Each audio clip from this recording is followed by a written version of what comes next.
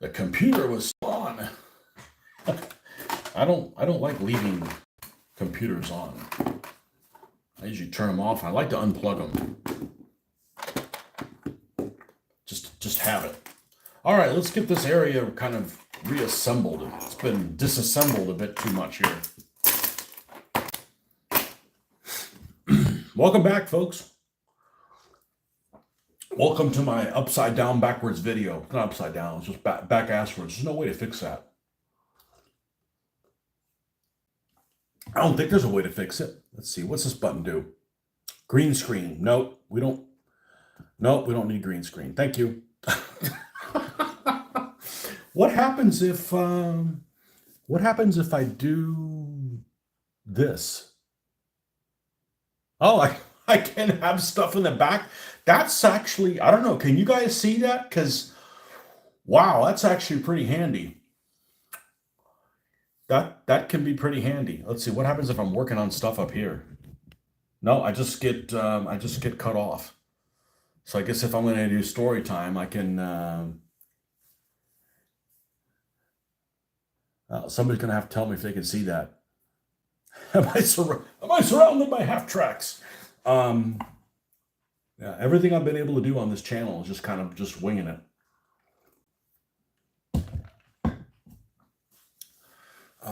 Let's do no green screen, but let me know if you guys saw that. Okay, done. I don't know if the chat went away, but anyway, so I've got this. What's a group of half tracks called? A cackle of them? A cackle of half tracks. Here, and here we go. 9 of them. So 5 of these, 6 of these, 6 of these. 6 of these were given to me recently. These 6 in the back. And the 3 in the front I've had. And these are all 251s. Preparing for AI Tony. Don't you wish? The ersatz Tony will not be as good as the original one. These are ones I got from the estate sale that I've repainted, and I found the tires and I found the tracks. So I went ahead and put them on there. They're rubber tires and rubber tracks. They'll get dry brushed. And then these 6 back here are from the ones that Jose printed for me. So I'm to the point where I kind of have to make, well, I got some tracks to paint still. The tracks on these 2 and a little bit of black lining, but the meat and potatoes part, I'll put almost a company's worth. A battalion's worth in the 1 to 5 skill games, right? Just need 1 more HQ unit. Yeah, they're not going to be numbered numerically, but I need to put a little bit of thought into what kind of numbers I'm going to do for them. And so I was looking through my reference materials that I had, and there's one book that I got recently that was actually handed to me because it was kind of at a giveaway, and I commented that, man, it'd be nice to. I remember this book. When I was in college, I know it's backwards. There's nothing I can do about that. Actually, there is something I can do about that. Let me see if I can do this. Let me see if I can get away with this. Let's turn this off so I can get through. Let's pull up my channel. Okay, I'm going to sign on in incognito, and the reason I want to do that is because. I need to be able to see what you guys can do. And then we'll turn this phone upside backwards, and I won't look at the screen here. I'll look at the screen here. And let's see if that works.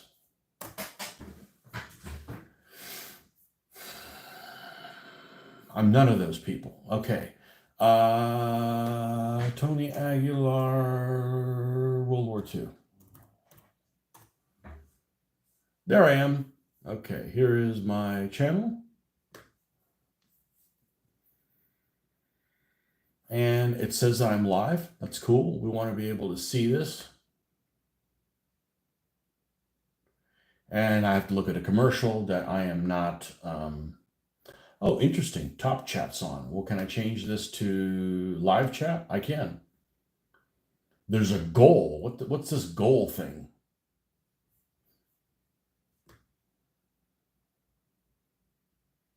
You get to see him in action. Eventually, what, you didn't get the invite? All right, let me see. There's a little bit of a delay. Let's see if we can do this. I'm going to try to flip this. Oh, it doesn't work that way. Hold on a second.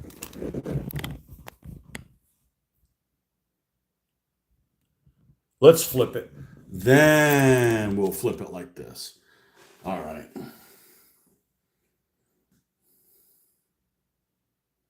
All right. Now, let's see if we can position this where you can see my happy ass. There's actually not that much of a delay. There's maybe 7 seconds of delay. There we go. Now it's not back asswards, but I can't see what you guys are typing here. I've got to look at my computer there. What's up, Marcus? So yeah, we got a little bit of a painting session here with the half tracks, and I kind of wanted this idea of how I'm going to label these things before I start going down a road that I'll have to redo things. And one of the things that I went to a recent hobby meeting, and they were doing giveaways at the Christmas one, and they were giving this book away, and they were doing it as a kind of a lottery system. And this was a book that I remember going many years ago in the early 90s to Santa Fe Community College, where I went to college. And they had it in the library there. And what's interesting about this book is, again, it's more German-centric stuff. I don't know what it is with the Allies, but they just don't have they don't have things from all kinds of viewpoints. And I wish they did. I wish they had stuff like this for the Soviets, for the Western Allies, that kind of stuff as well. It's unfortunately German-centric. Now, there's a lot of stuff in here that's not necessarily just panzers. There are Allied things in here, but the outlook of this book generally, I mean, there's organizational charts and things like that on it as well. But the main thing about this is that it'll show a picture of, let me use this as an example.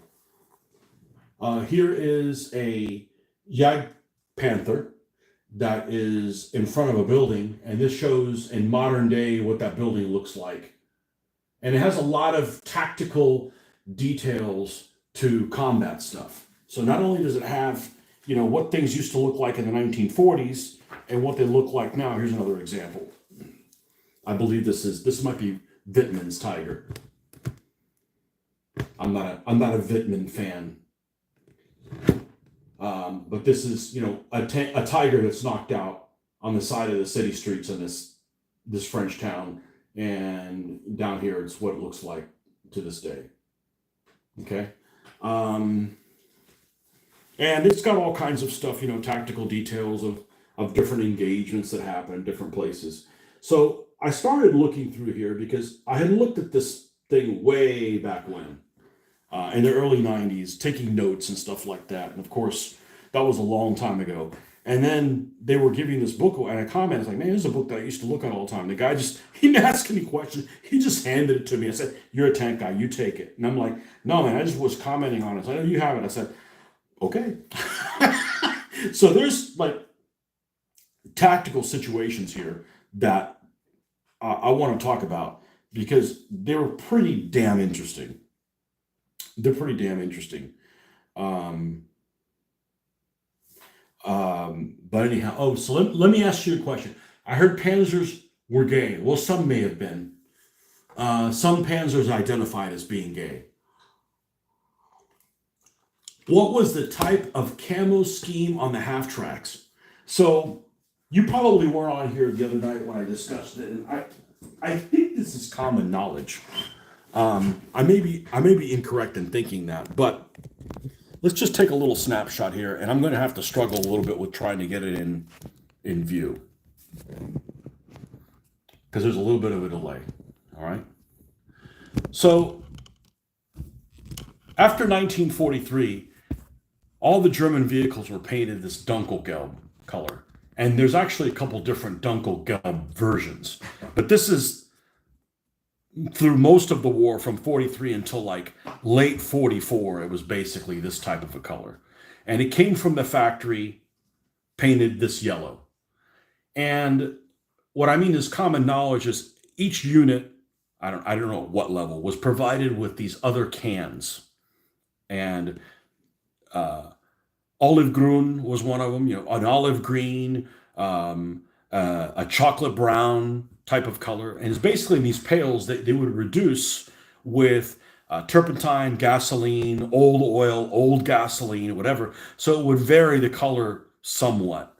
And they were applied individually to vehicles. And sometimes they were airbrushed.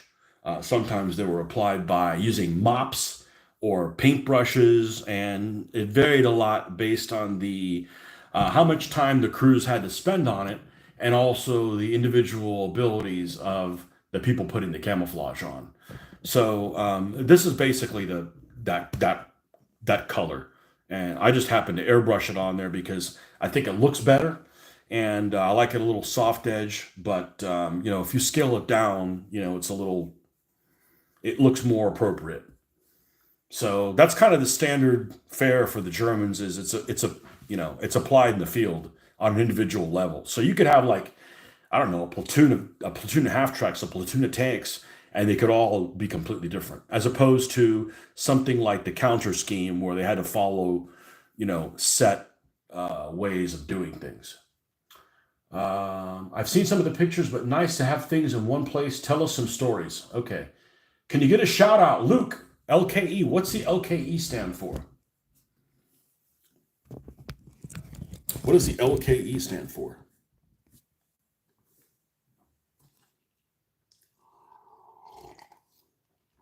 A shout out. That's one of those things I can do without. Your first initial, last initial, middle initial. So, yeah, that's standard fare for the Germans. That's standard fare for 1943. I happen to prefer the Germans in gray. And one thing I found out recently is why the Germans paint their vehicles. Why the Germans paint their vehicles gray? Oh, speaking of shrubbery, one that's not too expensive. I picked up some of this stuff. Let's see here.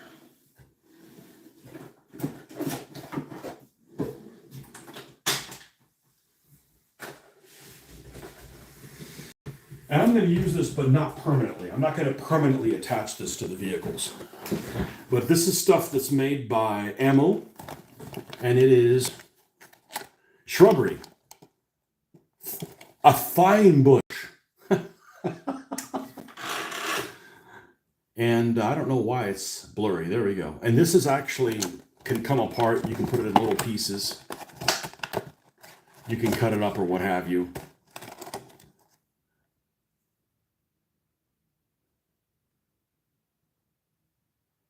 And put it on your vehicles, obviously in smaller clumps than this. But this is really well done stuff. And they make it in a lot of different flavors. I figured I'd use one that's not too green, otherwise it just lopped it off at that point. This is how my room turns into a mess. I grab something and then I put it right here instead of putting it where it goes. But anyhow, so I started looking at what numbers I'm going to number these things. And I'm really addicted to hand painting my own numerals. And I think that's the direction I'm going to go in.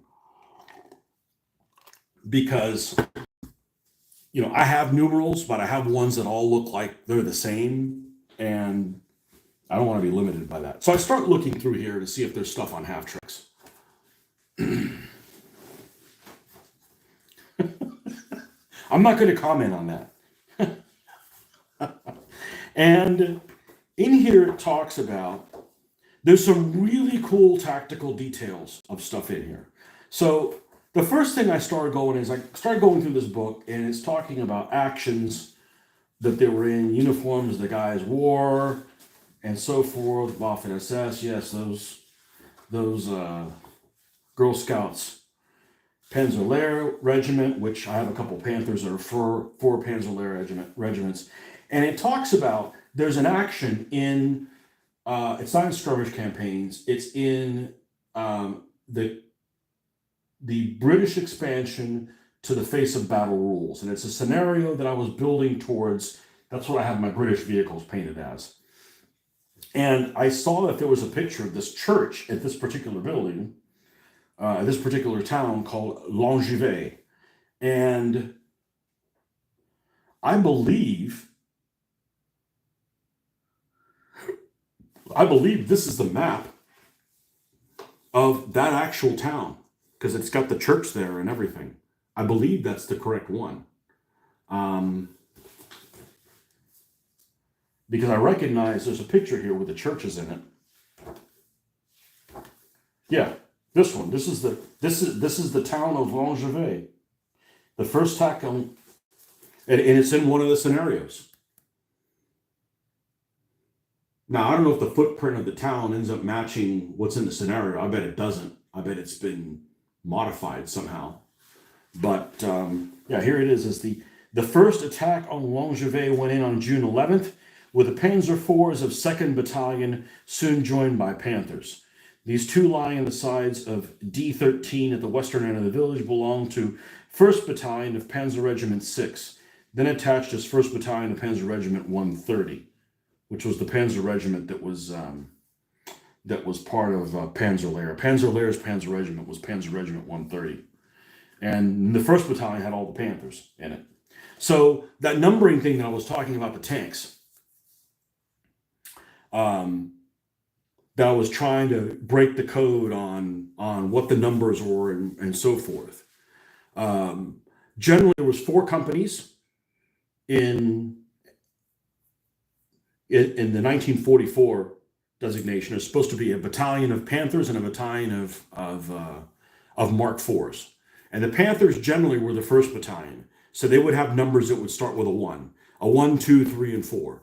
So basically, 1st Company, 100, 101, 102, 103, 104. Those would be like the HQ vehicles. You'd have like 100 would be like the normal command, or sometimes it's 101, and then the XO would be 102 of that company, and so forth. 2nd Company would have 200 series numbers. 3rd Company would have 400 series numbers. 4th Company would have 400 series numbers. And then the other battalion that would have the Mark IVs, they would be 5, 6, 7, and 8. Same kind of thing. So generally, the last number would not be any higher than 5, right? You wouldn't get any number that would be higher than normally, if in that designation, you wouldn't have any numbers that would be higher than a Panther with a number higher than 445. 4th Company, 4th Platoon, 5th Vehicle. You wouldn't have a 6th vehicle or a 7th or an 8th. The platoons were at most 5 vehicles in each platoon. Or it was just funny because I would think, why would you call 5 vehicles a platoon? You'd think you would call them a squad, but the British used them squadrons. But anyhow, that's generally the nomenclature through all of them. And I actually have another book that about them in Normandy, and actually shows that if they had Panthers, every single one of the Panzer divisions had them in the 1st Battalion. So if you got Panthers and they're going to be in one of the Panzer divisions in Normandy, they should have a number that should start 1 through 4 for sure. Now, Hitler Jugend, I read recently, they did something a little bit different to screw with everybody. The last number started with a 5. So in other words, the command vehicle of the 1st Company, instead of it being 101 or 100, it would be 105. It'd have 105, 106, 107, 108. So a lot of their tanks, you'll see a model. It's like, why is this Panzer IV 837? Well, it's the 8th Company, the 3rd Platoon, 7th Vehicle, which is really the 5th, 6th, 7th. It's the 3rd vehicle. Just to screw with people. Just for whatever reason, Hitler Jugend did that. And I actually found that on Flames of War website. I said, I don't play Flames of War, but there's a lot of really useful things in Flames of War. And I started looking through my photo things, and I'm like, yeah, all the 12th SS Ute tanks happen to have those high numbers. Like, I didn't know that. If you ever get around to painting Rommel's 250 Grief, so Rommel's 250 Grief doesn't appear until 1942, so I'm not in a hurry to paint that. It was actually Panzer Gray with dark yellow painted overall, leaving patches of Panzer Gray. That one actually looked pretty good. He had several of them. He had what? Adler? Adler was another one. He had like three or four, but Grief was the most famous one. What's up, gaming brother? There's several of the Then and Now books on my wish list. That's one of them. I got the Then and Now fairly regularly in the 1990s. Did a special when they issued the book. Um, so I'm looking through here and I'm like, I'm this morning, I haven't really even looked through here, and I'm like, I wonder if the actions that are in that scenario are described in detail here because it's in Panzer Lehr. And I just to give you some kind of an idea of what kind of really cool stuff is in here. I'm going to read you a little excerpt. I haven't read it at all. Okay, I just kind of glanced over and I'm like, there's some really interesting details in here. The kind of stuff that I like to read about. And this talks about the first engagement with Panzer Lehr was to move into position with its right flank up against the 12th SS Panzer divisions. The orders for the Panzer Lehr Regiment on June 8th were that 5th and 6th companies from 2nd Battalion, so we're talking about Mark IVs that would start with a 500 and a 600, were to reinforce one of the division's two Panzer Grenadier regiments, the 901st, in an attack on Nori and Bessin area, midway between Caen and Bayeux, just south of the M13. Yada, yada, yada. Okay. Bayerlein left the attack on June 9th at the head of his reconnaissance group, and by mid-morning he was at Elon, and an hour later at Angarchy. Both just having a da. Through the dense plume of smokes and dust thrown up by the massive explosions, the tanks pressed on regardless, and towards midday, 2nd Battalion, commanded by Oberstleutnant Prinz Wilhelm von Schonberg-Waldenberg. Wow, there's a mouthful for you. Were inside of the church tower at Elon. At the outskirts of the village, the Panzer Grenadiers from 901 Regiment moved up quickly behind the tanks. Troops belonging to the British 49th Infantry Division opened fire from within itself. The Panzer IVs advanced on a broad front. The leading British tank loomed in front of Tank 602. So that would be the XO of 6th Company. The first anti-tank round aimed at the British tank tore off its track. The second brooded up. A group of soldiers made a dash for Tank 604. So that's like the signals officer, right? Or like the medical officer or something like that. That's in the HQ platoon. The lead British tank loomed in front. A group of soldiers made a dash for Tank 604, but were cut down by its machine guns. 3 grenades exploded harmlessly against the frontal armor. The British artillery fire now turned to Elon itself. Shells from all calibers of guns and heavy mortars now fell on houses and tanks alike. Steel splinters tore off the side skirts, hammered on the turrets, and scarred the armor plate. Nevertheless, it did not stop 7th and 8th companies, which would also have Panzer IVs, from pushing on to the northern edge of Elon, with the 5th and 6th companies remaining in support in the village itself.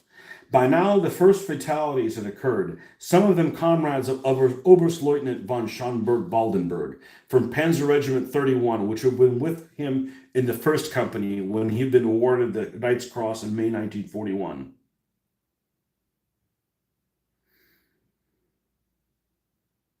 There's just all kinds of details like this in here. Von Schonberg was in the lead tank with his command tank. He made for point 103 at full speed. To get a better view of the situation, it was 4 p.m. Hidden 200 meters away on the other side of the street crest, however, was an anti-tank gun. Its shell cut through the turret, killing von Schonberg-Waldenberg outright and badly wounding the crew.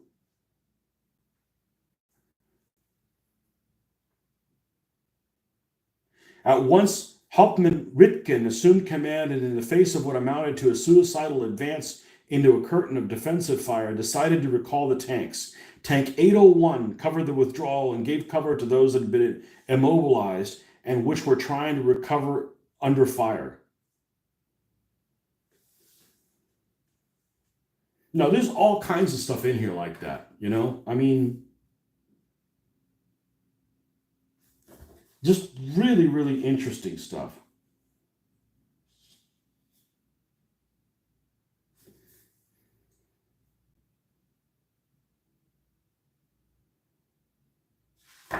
Really, really interesting stuff. So I got to go through here and, really kind of see what we can kind of get out.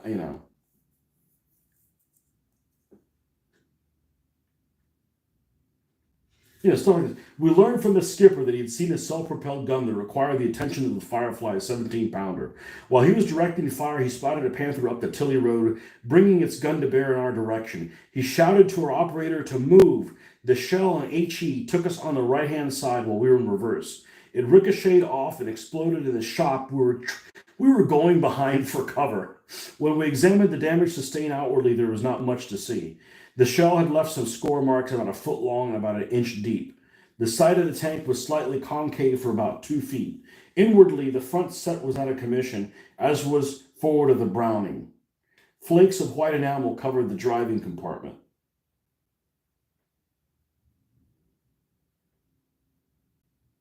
Yeah, here it is. The infantry, our tanks come across a strong armored force of Panzer Grenadiers and several of the 4th 7 Dragoon Shermans, because that's the unit that was in that scenario. The 4th 7 Dragoon Guards had been knocked down. Yeah, there's some cool shit in here. There's some really cool shit in here. Anyhow. But it's pretty nice to have the freedom to flip between North Africa and this. All right, so I think we could probably not do it reversed. As long as I can get this zoomed in on the right thing, is I can just read the comments over here. All right, so we went ahead and put all the rubber tracks. These actually have rubber on them. They have rubber wheels and rubber tracks, because these 3 were pre-made. I'd say they're die-cast, but they've got some plastic parts to them.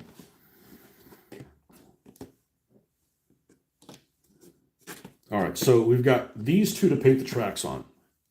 That's where we ran out of time this morning, so let's get the German SS Camo Black out here. Put on the readers.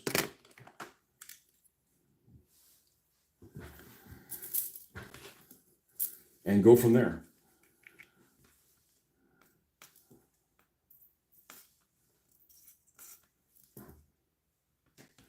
So I highly recommend that book, which, I even considered way back in the day when it was at the library. I mean, you're talking like 1990, 1991, something like that. I half a mind to check that book out and not return it. I'm just like, oh, we have to pay for it. I was like, okay, good. I mean, it was like a $50 book or something like that. Even back in the day, I'm like, well, at least it's available. Well, I never had to resort to that. Now, I waited 30 years and got it for free. Not a bad trade-off.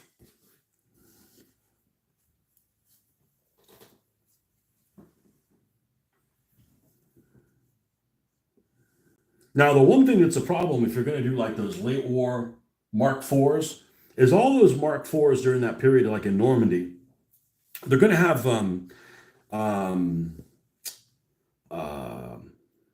Zimmerit on them. And that's a pain in the butt. And actually, they don't look very good with Zimmerit because the numerals that are painted on the side of a Panzer IV with Zimmerit really look pretty primitive. But there's people that make models of them, and you can get them 3D printed and they already have Zimmerit on them. So that's pretty handy. Better than you going in there with some kind of goop and putting them on yourself.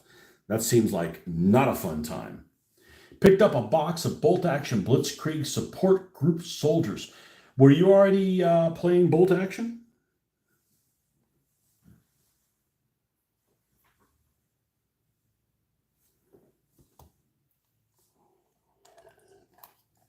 I said, when I was doing this, when I started doing this, 28 millimeter didn't exist for World War II. They had some that were like 25 millimeter.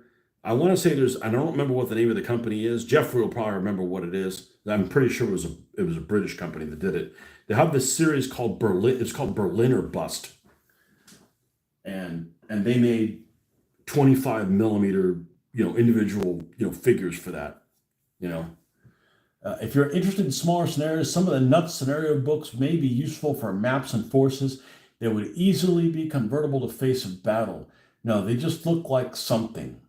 I would love to paint up. Um, yeah, the big reason to do the scenarios that are already pre-made is they give you kind of a victory condition, and it's kind of hard to figure out. Well, did you win? What do you think you won? If you've never played the scenario, I mean, I can make up a scenario, but I'm like, okay, well, what's a win look like? And at least there, somebody has play tested it. Now, it's probably unrealistic to think that somebody play tested the scenario with every single rule set that they're convertible to and then realized, okay, it's balanced this way or another. They probably just played it with their own whatever scenario, whether it was Arc of Fire or whether it was some other rule set, and then just deemed that, okay, it's kind of balanced or not. But that's the big reason to do a scenario that's already made, is it gives you like a third party that's kind of checked the scenario out and at least um, give you some kind of an idea that it's somewhat balanced, I would think, or that the victory conditions are reasonable without having played the scenario, without, instead of playing the scenario 4 or 5 times. Leader is wearing a shtickle. What is a shtickle? Excuse me, you have the shtickle up your ass.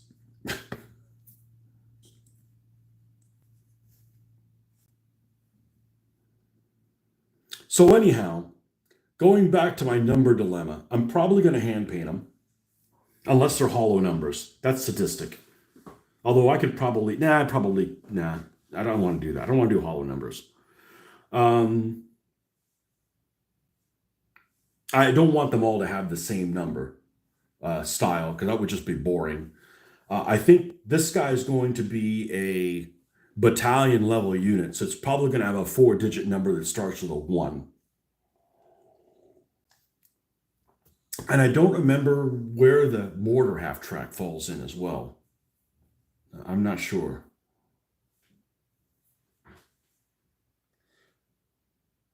A glass eyepiece. Oh, he's wearing a monocle. Ooh. What is the lowest ranking person you've ever seen using a monocle? And I mean that from like movies, or usually it's got to be like honestly, Colonel Klink is probably the lowest ranking person, German, I've ever seen using a monocle. Usually it's somebody above colonel level. You don't have a Hauptmann running around with a monocle.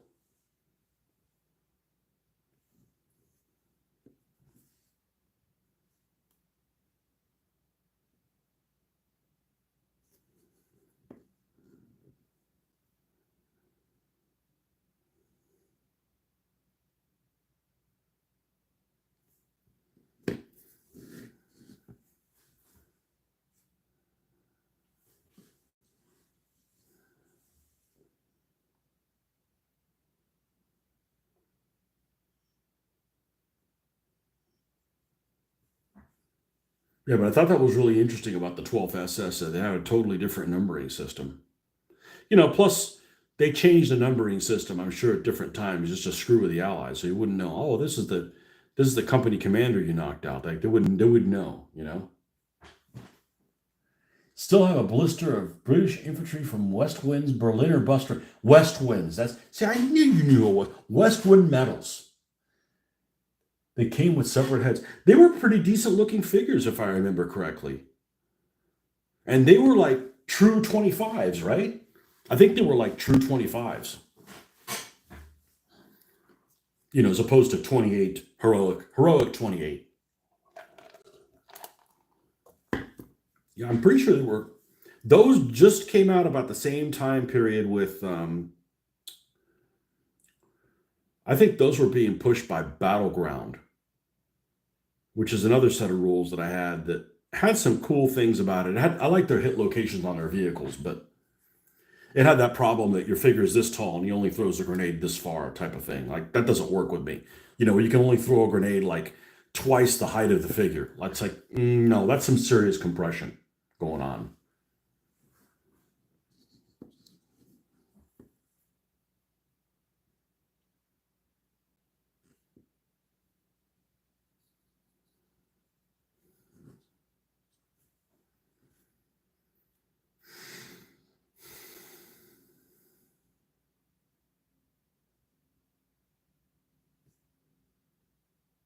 So what time is it? Yeah, we'll definitely on here for an hour for sure. I want to knock this out.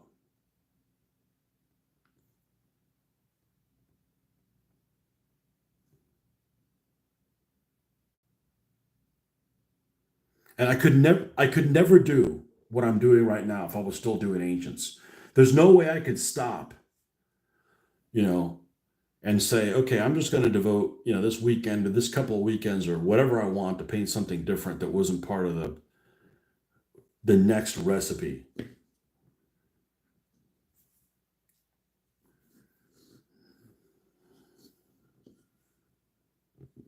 But it was interesting. I looked through those skirmish campaigns the other day and I'm like, I got all the vehicles for this. I got all the vehicles for that. I got all the vehicles for that. And, 2 years ago, I didn't have any vehicles. Or I might have had them, but they weren't painted.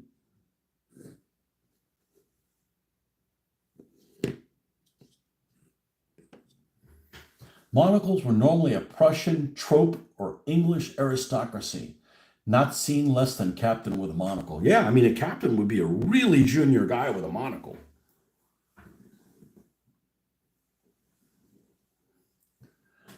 Are your clocks going forward on Sunday? Tonight it'll end up being 6.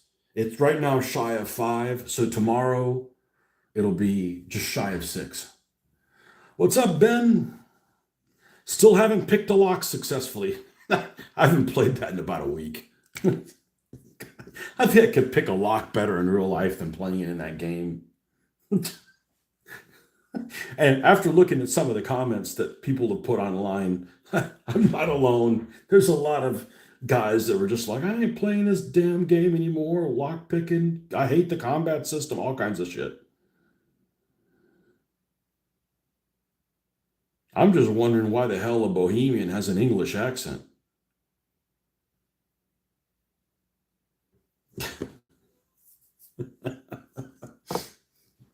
Wow, did I manage to flip the feed the right way with this camera? No, well, yeah. Well, so I did was I can't see the camera. I can't see the camera at all. I mean, I can see the camera. I can't see the screen on the thing. I have to watch it through the computer. Yeah, I was showing stuff out of a book. We didn't want to think out of a backwards book.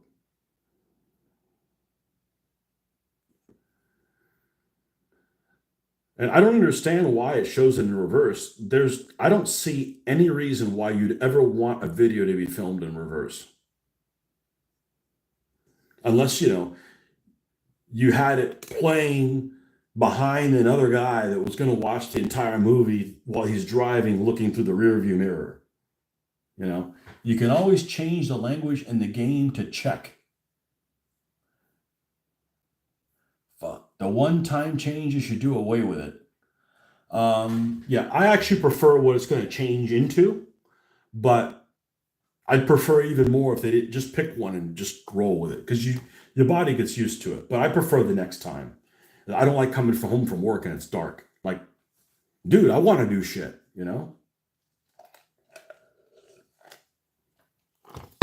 I can't even read check, man. They got like little round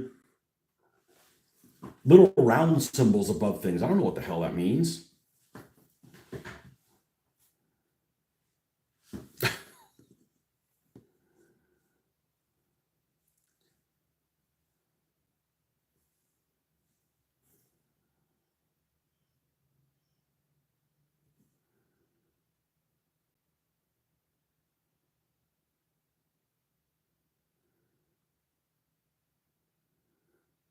I got to figure out how to buy a horse and keep it. Right now, I'm just stealing horses, which I guess doesn't matter.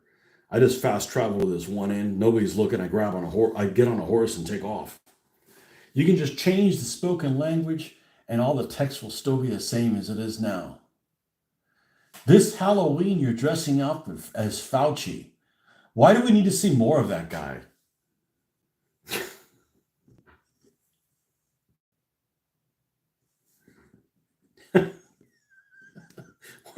Where is that guy, anyways? I'm not a big fan of people telling me what to do, and I'm even less of a fan of people telling me what to do and then they don't do it. Rules for thee, not for me. That doesn't work really well with me. I'm like, that's like revolution reasons right there.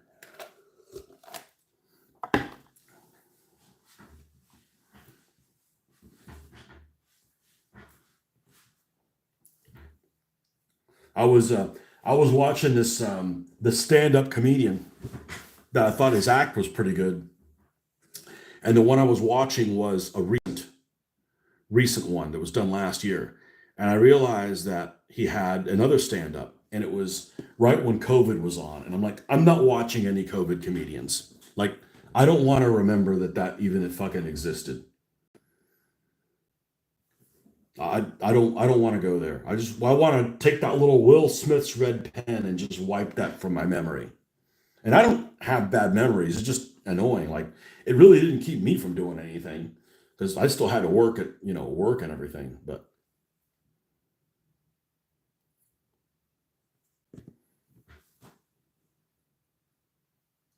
the horse's name in that game is the type of name you and Mitch would call a DBA General's ride.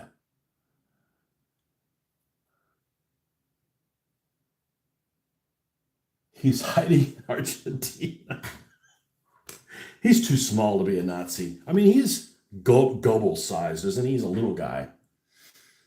The horse's name in that game is this is like a riddle, man. How much caffeine's in here? Not enough. The horse's name in that game is the type of name you and Mitch would call a DBA General's ride.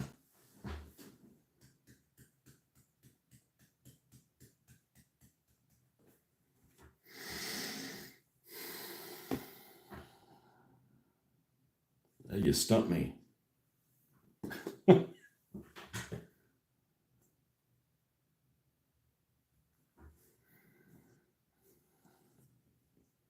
So here's the thing. Fauci's just an American thing. What did the rest of the world do? Did every country have a Fauci guy there?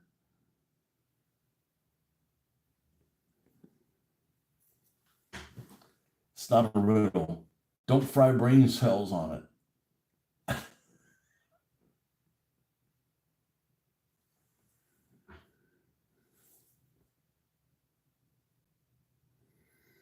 Yeah, sometimes every time you remember something, you just get the point where I feel like I'm out of RAM. If I if I learn something new, I'll forget something I already knew. I'm not aware of what it is at that time, but at some point, it's going to be like payback.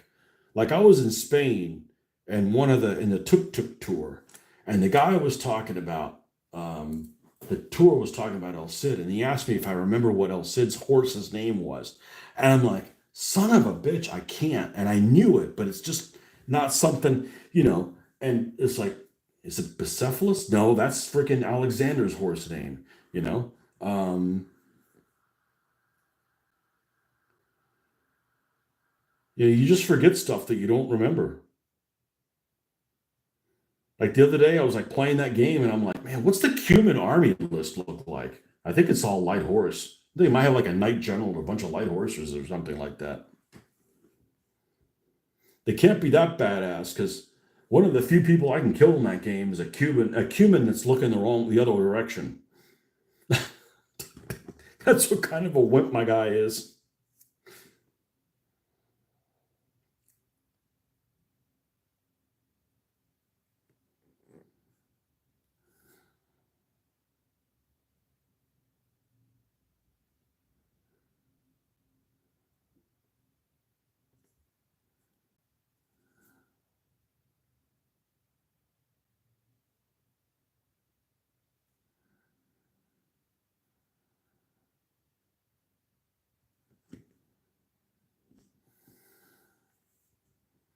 Anyways, it ended up being Bavieca.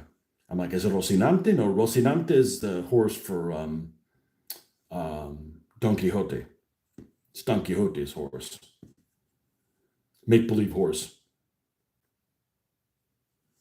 Make believe character. Make believe horse.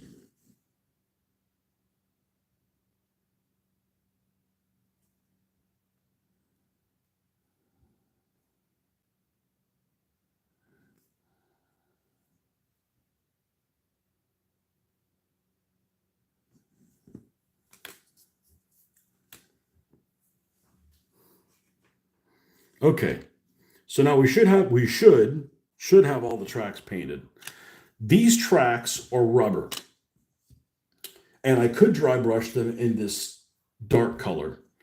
I have a feeling I'm just going to leave them in the black rubber and just dry brush over them and see how they look. And if I'm not happy with them, then I can paint them black.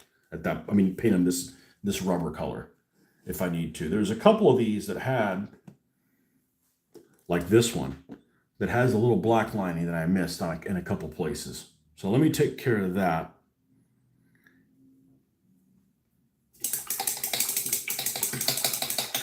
And one of these, I'm gonna rip this thing. I'm gonna rip this machine gun off and put a 37 millimeter in it.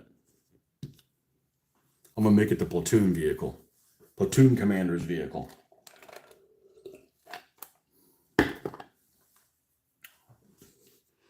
Yeah, I can't tell how many people are online. I gotta look at the screen here.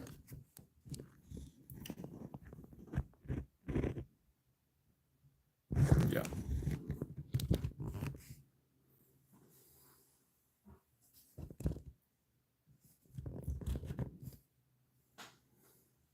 I don't understand why you'd want this to be reversed. I mean, I don't see any situation where it would be handy to have the video reversed. I'm sure there is one. I just can't think of one.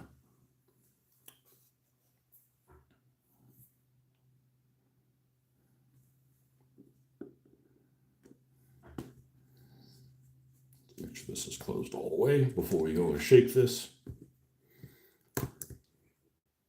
And it's funny, as I've used this Nuln oil, this new bottle of Nuln oil, or this newer bottle of Nuln oil, it's gotten better and better because it's gotten thicker and thicker. At the beginning, it was kind of a bit too watery.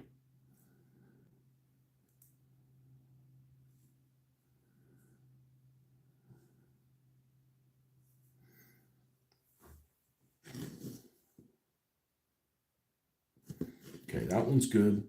That one's also good. It's these little boxes on the side. That one's also good. There was two half tracks. That one's also good. Well, where the hell is it? I know this is one of them. Oh, it was the other side of the same one.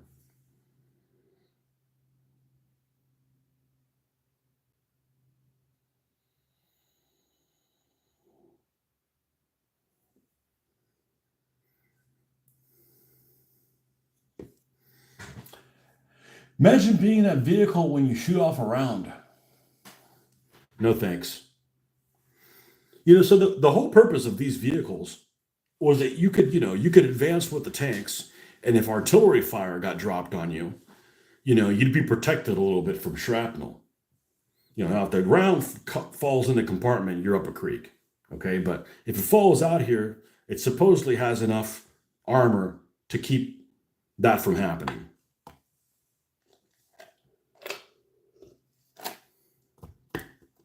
And that's also why I'm guessing here, the sides taper in, because it would just be a little bit more protected.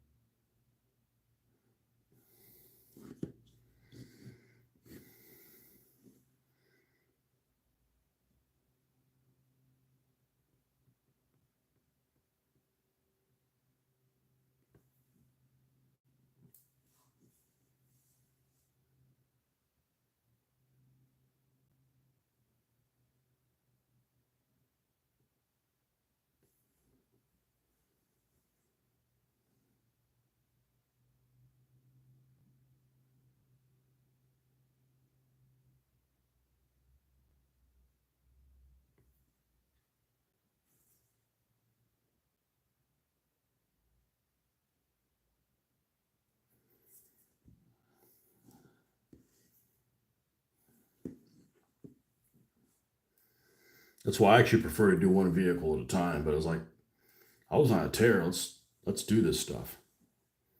Let's knock them out.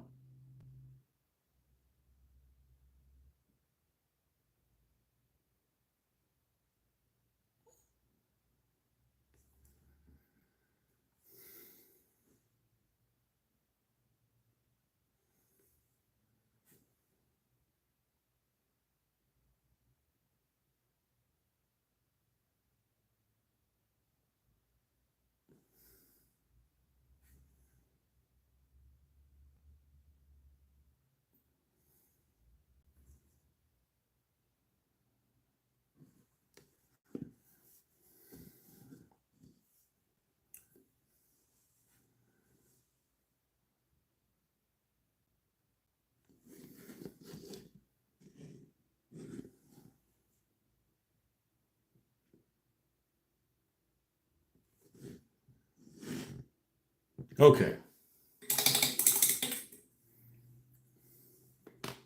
Now,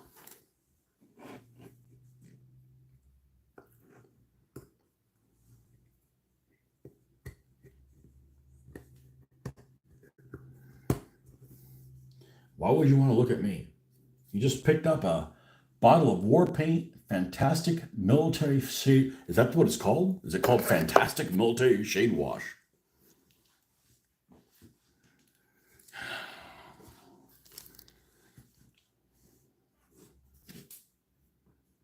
One of these. We're going to take this machine gun down on. Let's do a couple different things. First of all, let's go grab our pack 36. I could use one of the rubber ones too that was made by whoever the hell it's made by. Hot.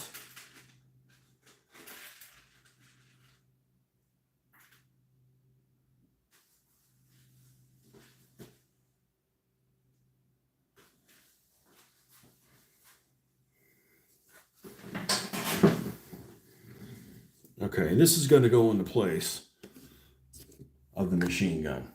Ravensthorpe and Foundry were the first metal 25 millimeter figures you bought. Boy, I haven't heard Ravensthorpe in a long time. They still in business? I knew they used to make these really buildings, but I think they were solid. Like they didn't, you there weren't rooms or something like that inside them. I don't think.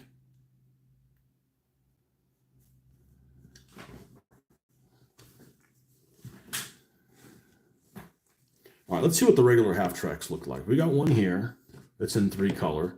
We got one here, it's in 3-color. We got one here, we got one here, we got one here. Okay, I think what I'll do is I'll take this one that's not in 3-color and make it the platoon leader's vehicle. Not that it makes a huge difference, but now there is a little tab here in the bottom.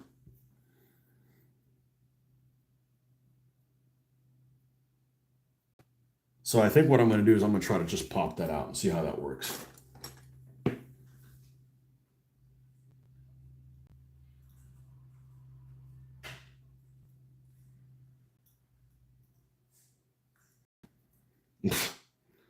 Easier said than done.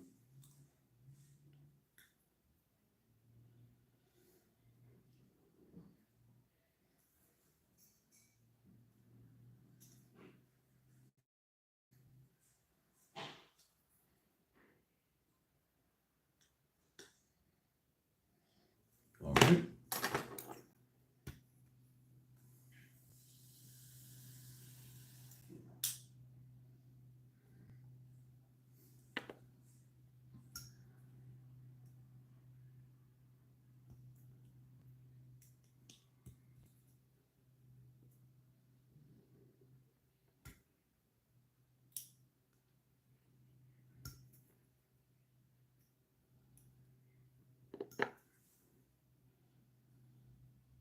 I would have used one of these other ones had I not glued that thing down. I don't want to mess up one of the. I figured this is probably more durable than one of the 3D prints.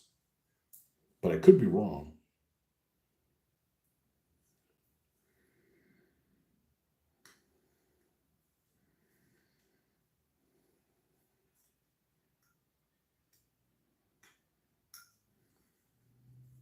Hold on 1 second. I'll be right back.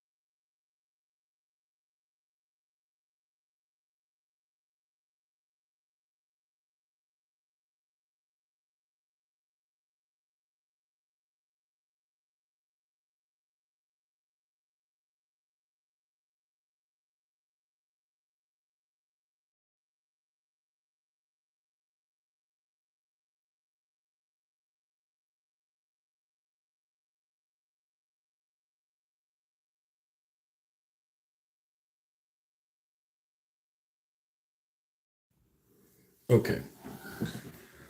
Let's see if we can try to be gentle with this, because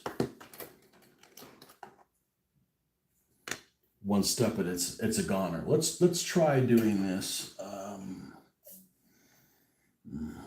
This came glued in place, so I have no idea how strong the glue is that's in this. So I'm going to take, as soon as I find where the hell, oh, it's over here. What are you doing over there?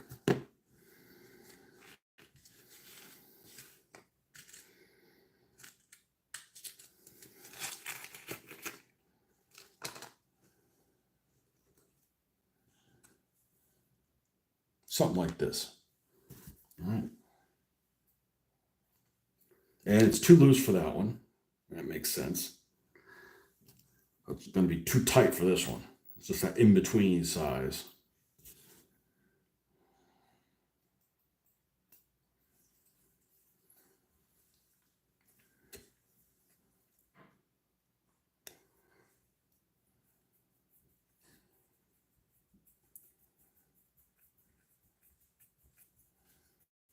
It should pop this thing right out.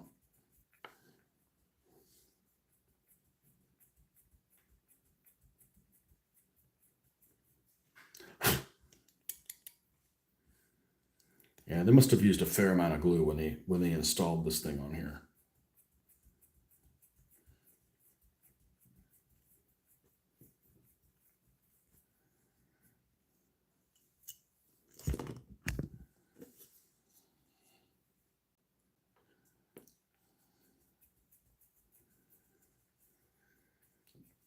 Yeah, using a Dremel for this is just like major overkill. It spins way too fast for this. Let's see if this loosened this up a little bit. Nope.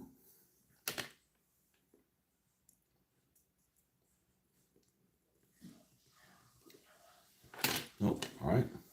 Use a bigger hammer. That's a little bit bigger. Does that one fit in here? It does. Whoop.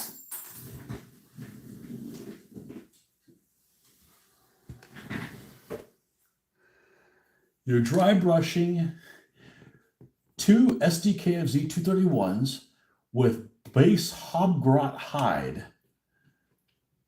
then fantastic military shade, then brown blue wash from AK. Hobgrot hide. That sounds like a freaking Harry Potter color. I have no idea what that is. Are you doing them for Europe, or are you doing them for North Africa?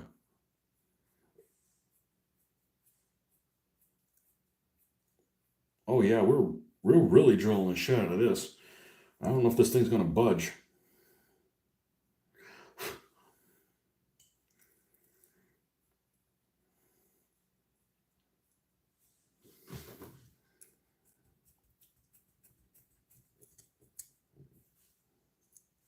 Well, it's pulling some plastic out of here.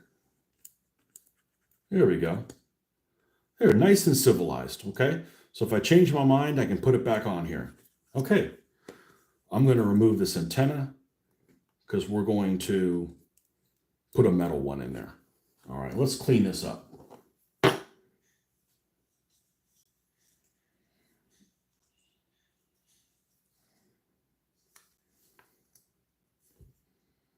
Hobgrot.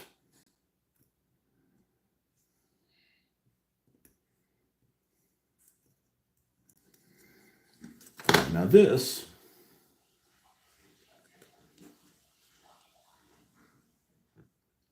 should fit. And what I'm going to do is I'm going to use a drill bit that's about the size of that one. So I should be able to just enlarge this hole and then just drop it in there. It's a little bit bigger than this one.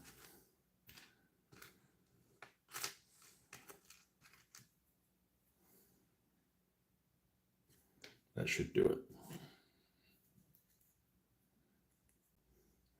Two 231s, huh? Apparently the British are really surprised by the size of those things. And you think like, man, it's only got a 20 millimeter cannon, but at that time, the British didn't have any armored cars that didn't have anything larger than a.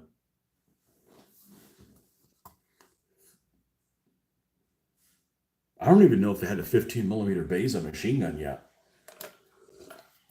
I think the first vehicle that had the 15 millimeter Beza machine gun was the was the uh, was the Humber, and the Humbers didn't come out until late 41.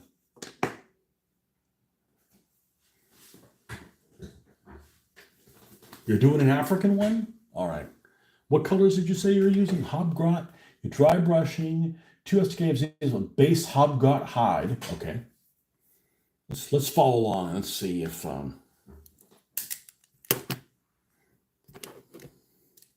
sure you put some thought into doing it. You didn't just grab the first colors that came to mind. Let's see. Hobgrot hide. Let's flip glasses here. Hobgrot hide. Hobgrot hide. Must be a new Games Workshop color. Okay, cool. Hobgrot hide. All right. And then yeah, that's pretty close to that green ochre color I have. Okay. Hobgrot hide. All right, you dry brushing with base Hobgrot hide, then fantastic military shade, then brown blue wash from AK. Okay, so fantastic military shade. Let's see. That's a long freaking word, man.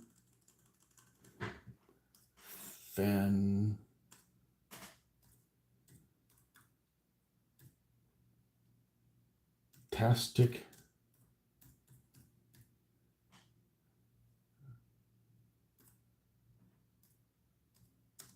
military shade. War Paint's fantastic wash, military shade. Brownish green wash for applying a shade and reinforcing details on your miniatures. Okay, show me what it looks like.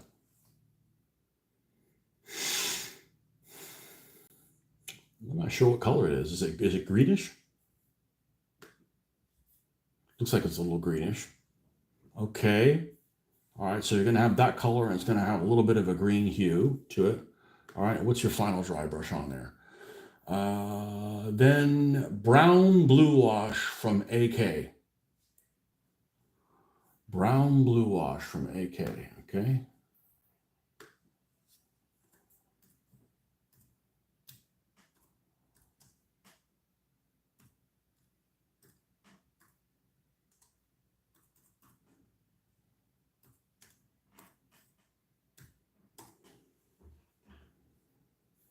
Brown blue wash. Okay, let's see what we got here.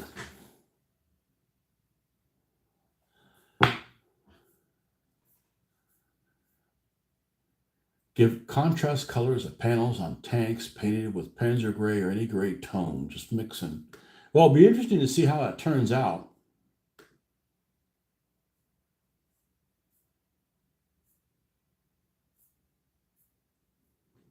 Enamel, huh?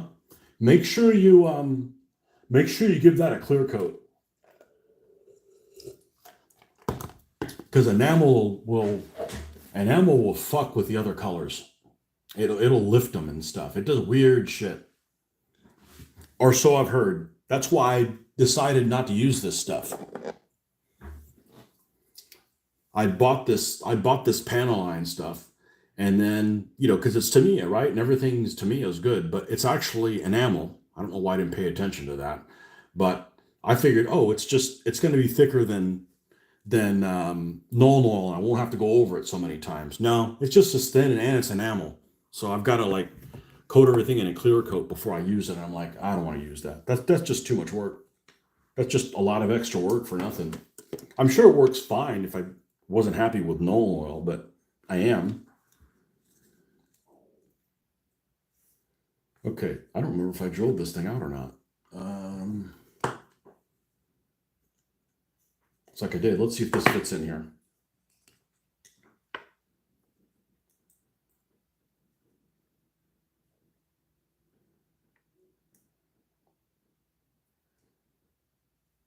I think we need to go a little bit bigger. And it's not much.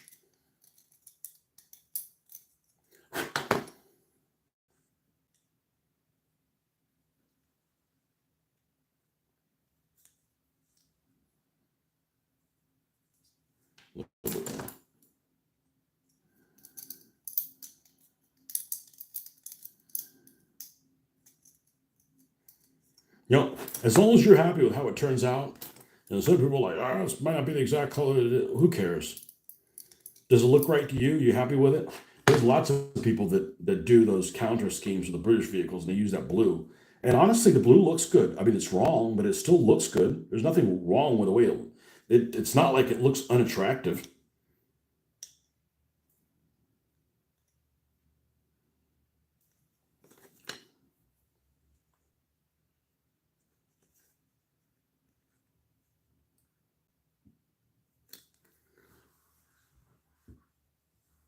Clear coat, okay. That's what I've heard.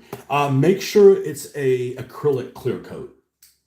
So you don't want to put an enamel on another enamel color, period. Okay, because it'll mix and they'll tamper with each other. But that's what I've heard. So but they should have the instructions there on that product when you buy it, when you buy that AK wash. Um, I don't want to do anything that creates even more steps than I'm already doing. I'm doing a lot of steps, and I'm okay with that. But I don't need to like do even more steps. Like, you know, um, I have this, and it's on my computer, on my phone, so I can't access it. Panzer tracks SDKFZ 251. I forget which one it is. Okay, and they have it on, somebody uploaded it somewhere they shouldn't have. So I'm gonna go there. Sorry. I don't want to spend $27 on it or whatever.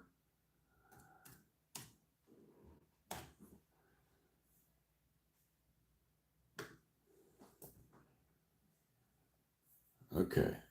And I just want to look at the drawing here for the 251D.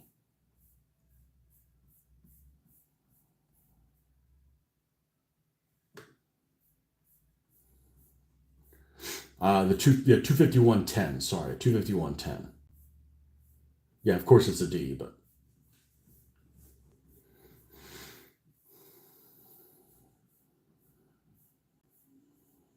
Download to read ad free. I'm fine reading with the ad. I'm patient. I do need to see what fucking page is on, though. Let's see. That's the 253, 251/3. Let's wait for this to catch up. 251.8. We're getting closer. Okay, there's a 1.5 track.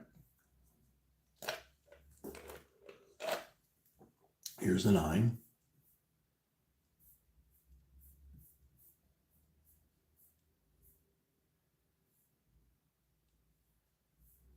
They had lots of information on the 9. I was surprised. Combat tactics. The 9's the one with the howitzer on it. This one right here.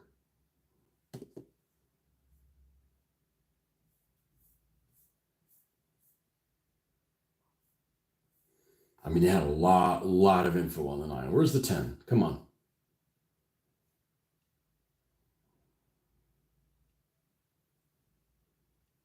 Unlike this page after an ad, that's fine. I'm fine. It's 7 seconds. I think I can handle that.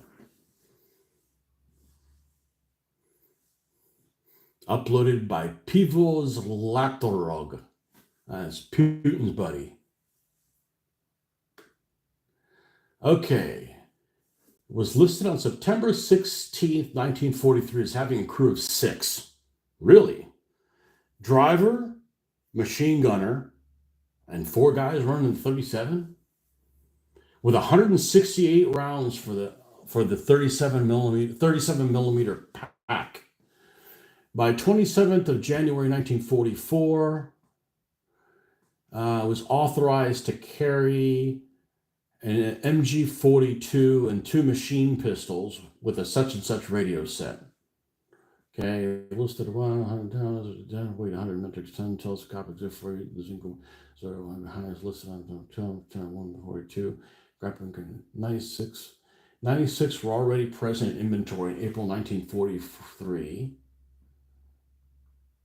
6 were delivered in April, 28 in May, 36 in June, 11 in July, 24th in August, 2 in September, and 12 in October 1943.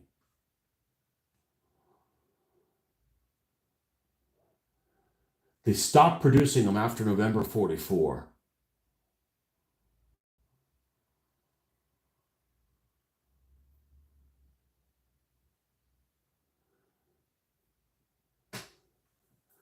Three of these were assigned as Zugführerwagen. Okay, so that would be the leader of a platoon leader wagon for 3 platoon leaders in a Panzer Grenadier company. Okay, so each company would be the first number. So each company would the leader of it would have one of those on there. They were then superseded in this role by 251-17s in 1944. Oh, I got another ad. I guess I took too long.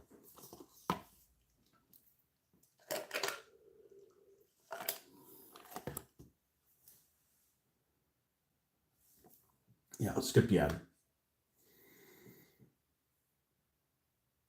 These were still assigned to platoon leaders in various Pioneer Zug. Okay.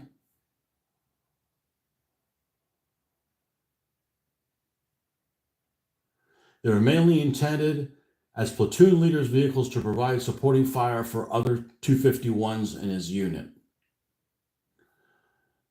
Okay, here is the drawing of it. Oh,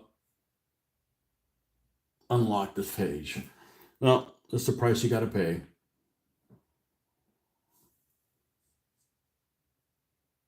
Skip ad. Okay. So this cannon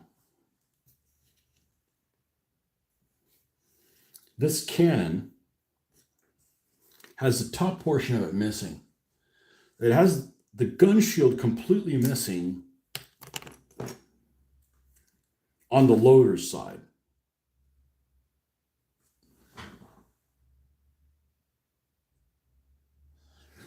Just above where the cannon is.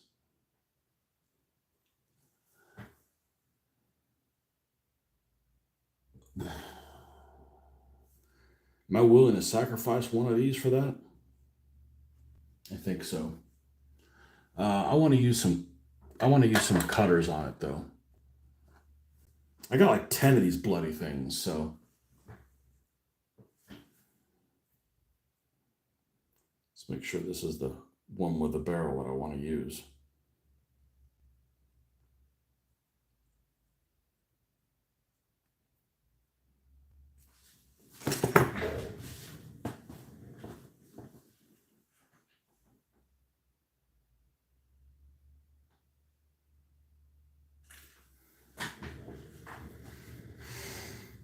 Let's check again to make sure it fits okay.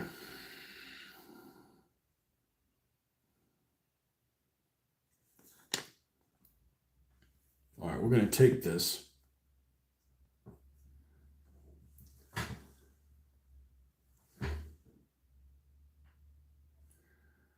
And we're going to chop this off. Oh boy, that really crumbles.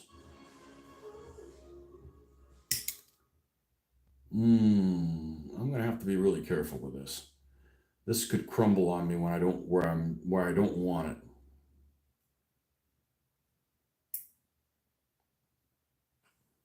it. So far, so good. So far, so good. It cracked here. I can glue that back. Oh man, my screen went blank.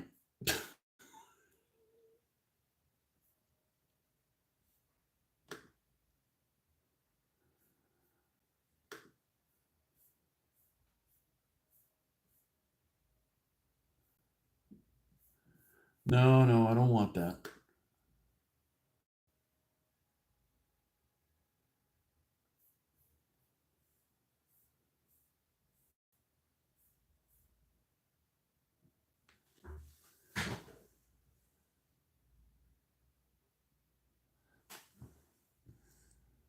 Come on, man.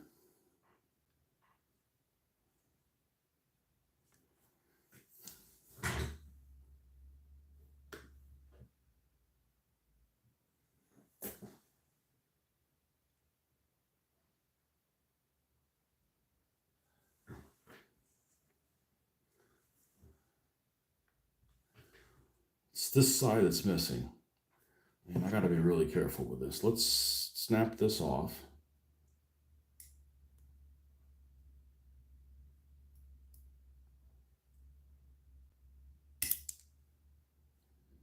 So far, so good. And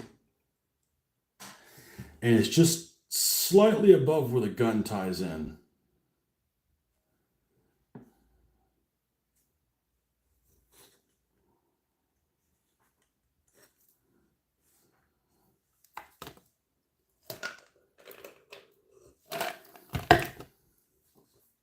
Let me go back to this other screen here.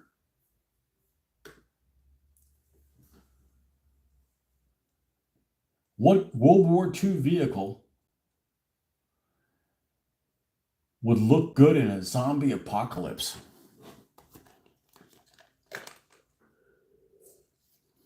A Schwimmwagen. Zombies can't swim, right? A duck. Just get everybody on the ugly ass duck. DUKW. I'm gonna build one of those or several of those one day. It is an ugly ass vehicle.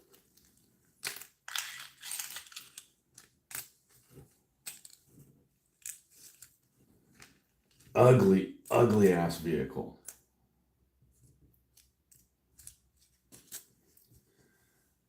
All right, this snapped. All right, well, I can fix that. This is really, really brittle resin, really brittle. It's nearly, oh, it's holding on by one of the supports. All right, I need to reduce this in size a little bit more.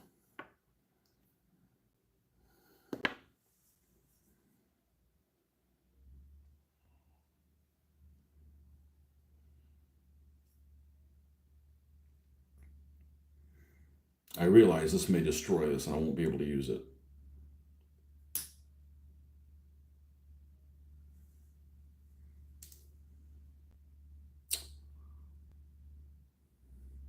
but only maybe.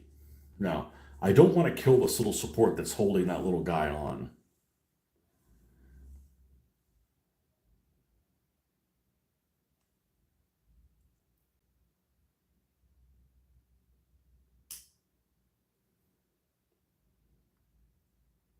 Whew, we are playing with fire.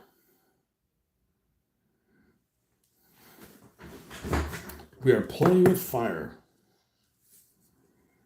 Now, I need to get closer on this end, but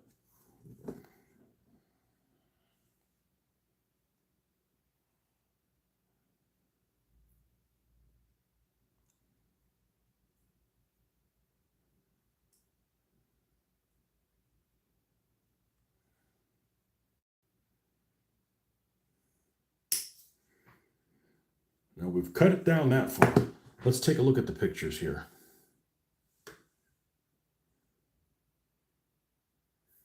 Well, that's not how you do that.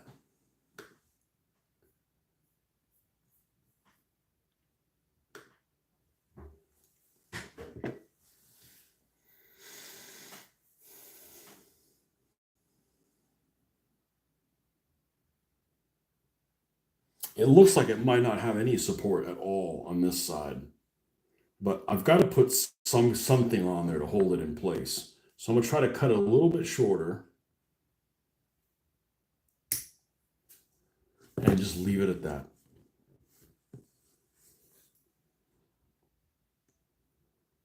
Now,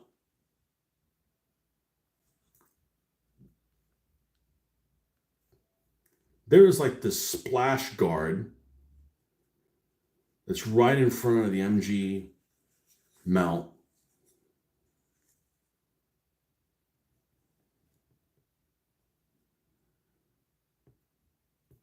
I don't know whether I should remove that or not. Come on, refresh it.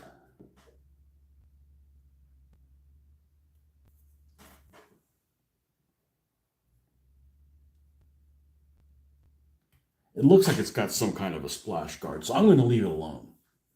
Like I said, we're not entering an 8 IPMS freaking model building thing. So I think that's what I'm going to leave it. I'm going to leave it alone like this.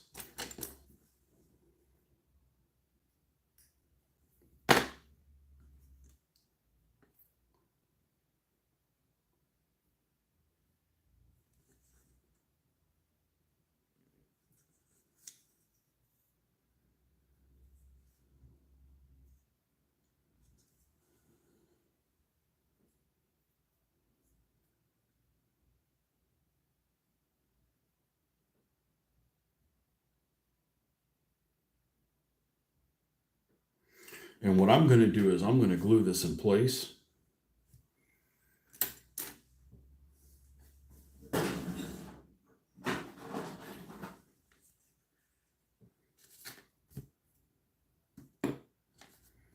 And then we're going to go ahead and prime it.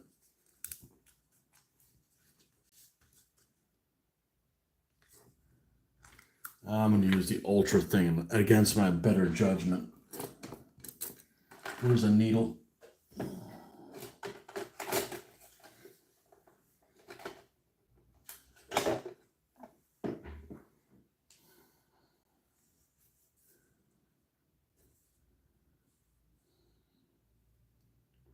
Let's open this up a little bit. Apply this.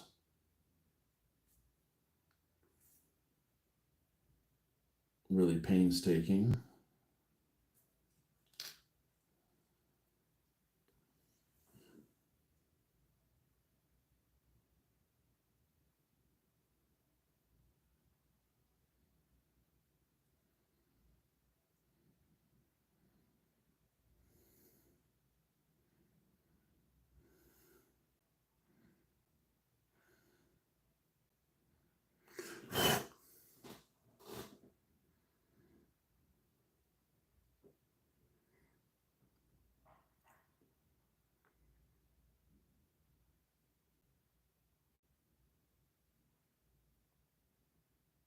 And that's why I wanted to drill this out, because if for some reason I don't like how this looks, I can just turn this back into a regular half track.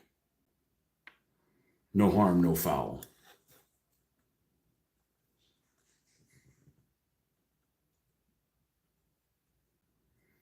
But I have a feeling I'm gonna have to glue this in place, epoxy it in place. Find a way to bend this.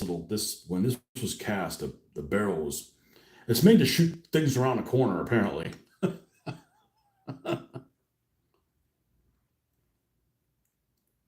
And wait for this to dry a little bit. We're gonna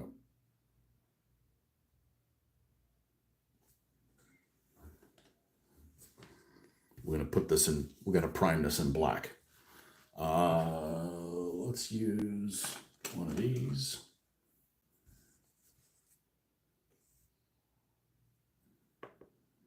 That's pretty delicate, so I'm going to try to grab it by the underneath part. Hopefully it doesn't fly through the air.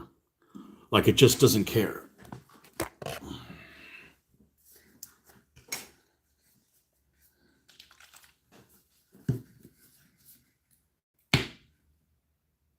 Always, every time you open this, you always get shit on you. Now, I shouldn't have done that. I should have just unscrewed it. There's enough in the lid here to get the job done. Let's see which one of these brushes isn't stellar. How about this one hanging out?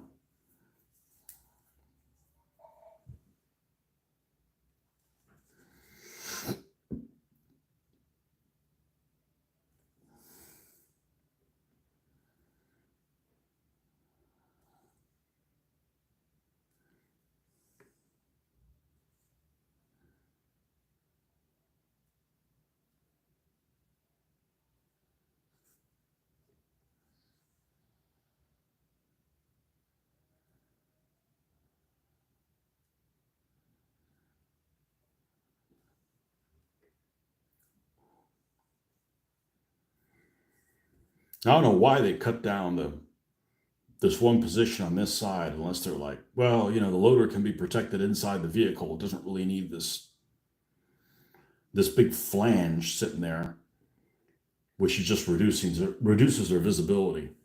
It's got to be something along those lines. Not like we want all loaders to die. What? Nothing.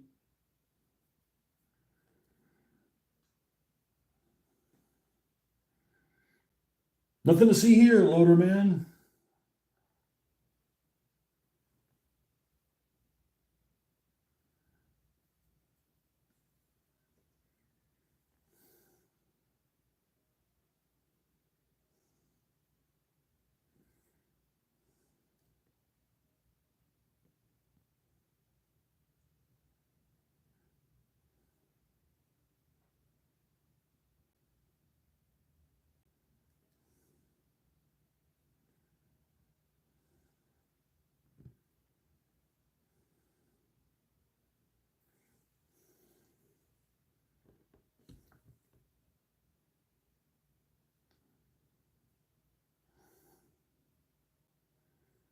And that's what I love about this primer is it works just as well brush painting. It actually works a little bit better brush painting than it does with the airbrush.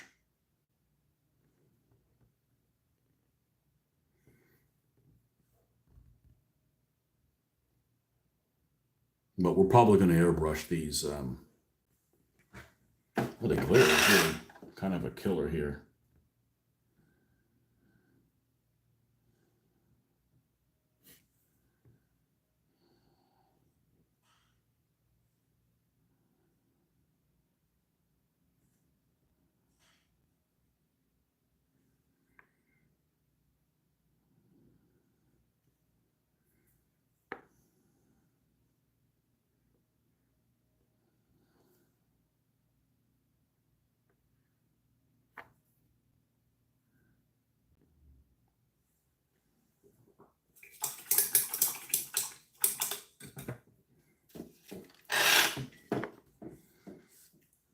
Okay, so now this needs to dry. Now we have a couple of things that are going to need that kind of a treatment. Not this one, but there's another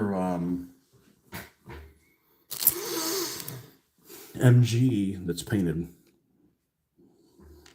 And you do these two because these are, one of them is for the radio vehicle, and the other one is a spare one in case I need to switch out with the taper bore gun.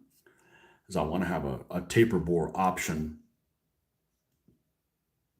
for, because once they ran out of ammo, they didn't make these anymore. So if it's too late of a period, this engineering half track wouldn't have this 28 millimeter in it.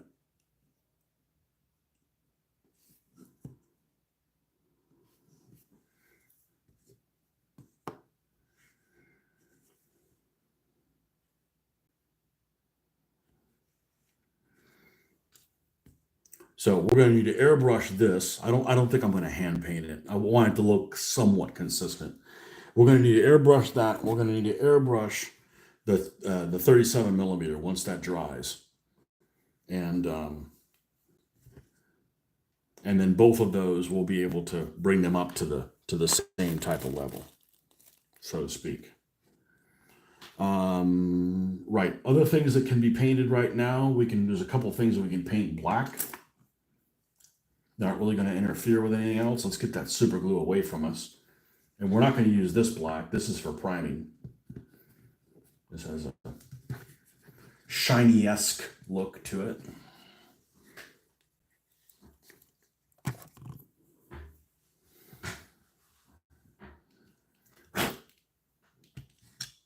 I think that cannon will look just fine. I think it turned out pretty well. I wasn't expecting that stuff to be as brittle as it is. It's pretty darn brittle.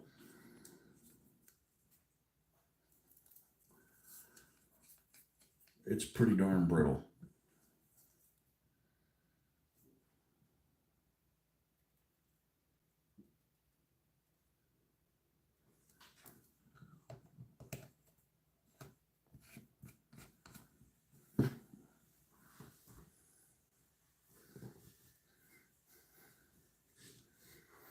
All right, so here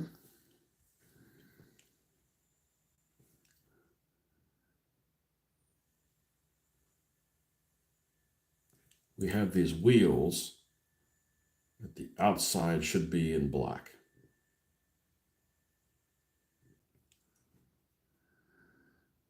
On these 3 half tracks.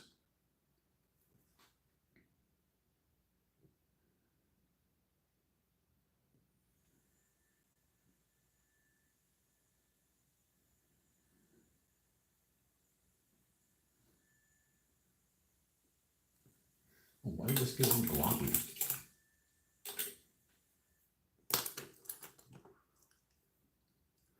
Gotta love a PZB 41. There was some version of 221 that were upgun with it. And I saw a 250 as well. It's honestly not a weapon I'm very familiar with.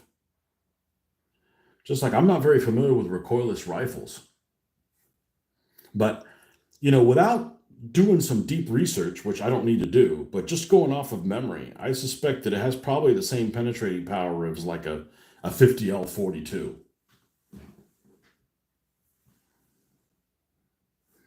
It's got more punch than a 37, not as much punch as a 50L 60, but it probably has about the same amount of punch as a 50L 42, which is pretty decent.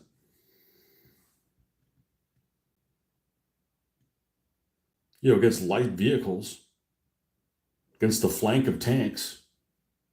It's just got that kind of weapon in case, something goes sideways, it can defend itself kind of thing. Not that, you're going to go out picking a fight with the big boys.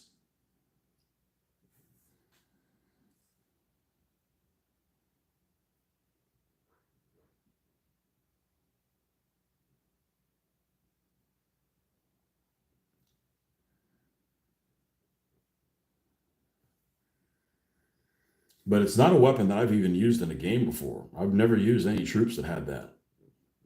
I mean, I even played other games that had them. I feel like it's a weapon that the Fallschirmjägers would have.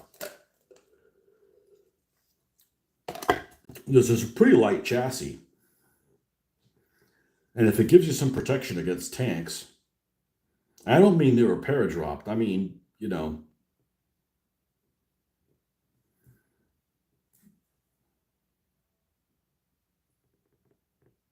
There's a picture I came across that has them in North Africa. So, I can think of a lot better places to send those to North Africa that you already have supply issues with. You don't need any extra supply problems in North Africa.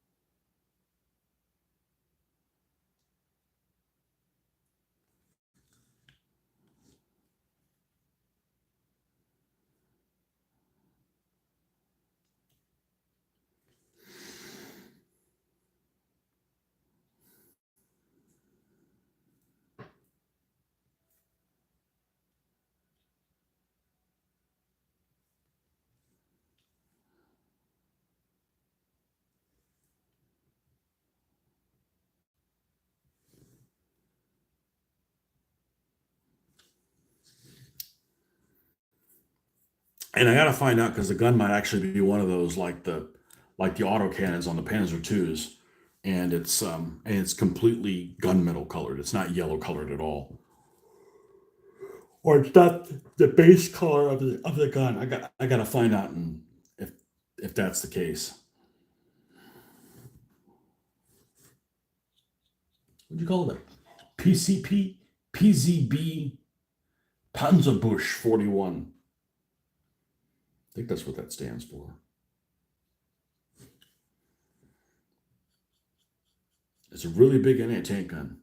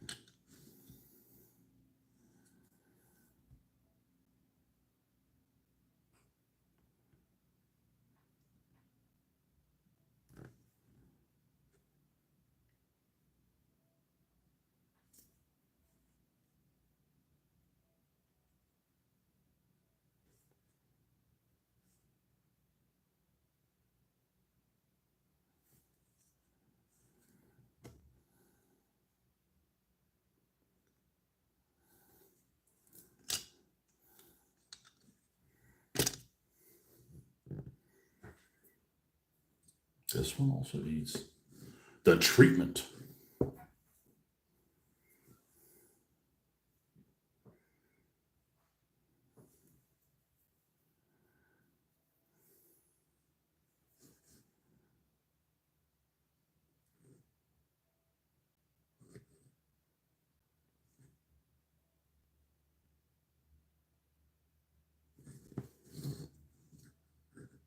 Do you have any German motorcycle units not painted? I've got 4 Africa Corps ones to paint, and Jose gave me 3 ones in gray.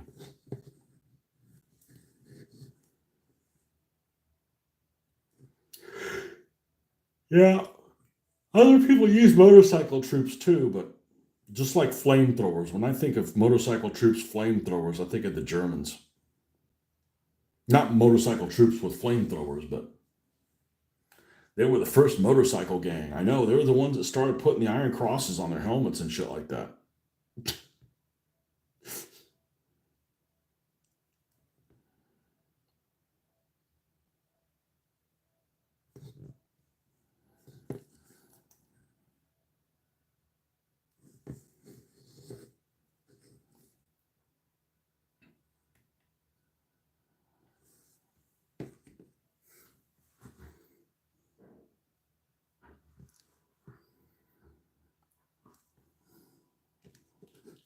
I feel like I'm missing one. I feel like I'm missing one. That one has 2. This one's going to have the gun at the front and the machine gun in the back. Did I not paint that? That's what it is.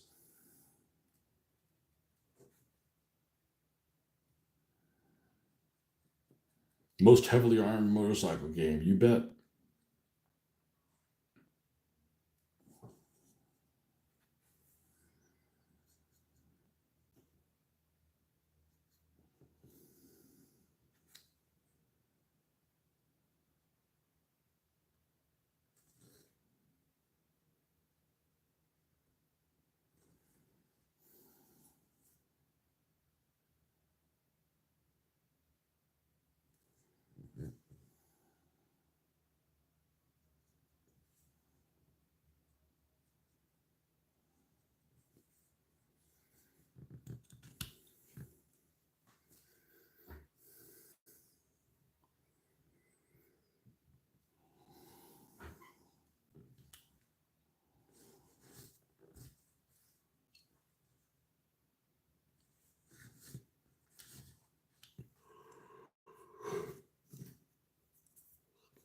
Oh, we got machine guns to put on the back of these things also. Looks like they're gunmetal. Even the shield.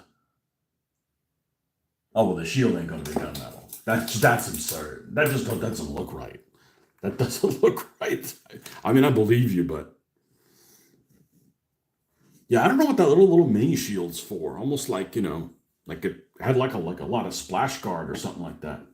I'm on the hunt for a K98 rifle. Gonna put a scope on it, use it for hunting. Man, they were too expensive. I thought at one time I was gonna get some of those things, but man, they're too expensive. I mean, I remember when Mosin's were, you could have one for probably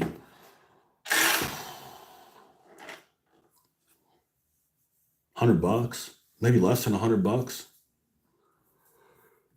But I don't want to own any rifle that's beat up, you know? I mean, it's kind of sad to look at something like that. What'd you call this thing? It called it a. Why is this open? X. X. ZBZ. PZB41. Okay. PZB41.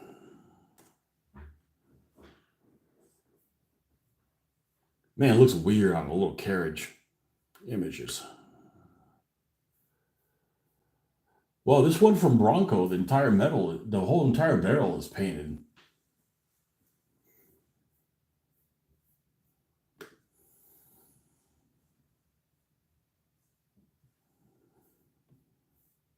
I mean, it's all made of metal, but the question is, was something painted when it was? See what these reenactors have to say. Well, they got one in Panzer Gray. It's hard to tell which way he's up on that.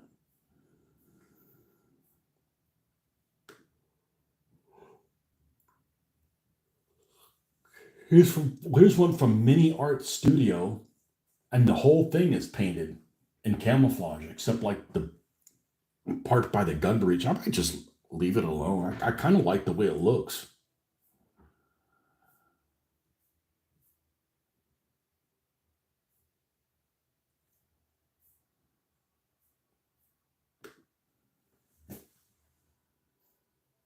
I kind of like the way it looks. I'm pretty happy with that. I don't see a single gun shield that's not painted though. They look all that they're painted. I don't know why it's got that secondary shield on there. I'm sure there's a good reason for it.